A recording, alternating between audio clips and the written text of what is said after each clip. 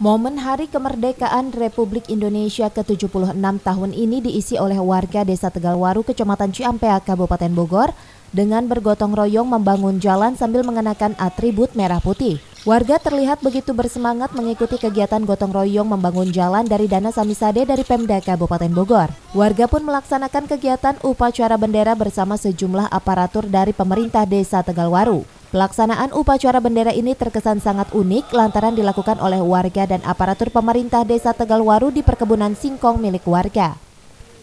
Kita merayakan yaitu Hari Kemerdekaan ini, kebetulan kita lagi pengocoran Jalan Samisade, yaitu anggaran dari Bupati yang 1 miliar, kita ini jatuh dalam 40%-nya.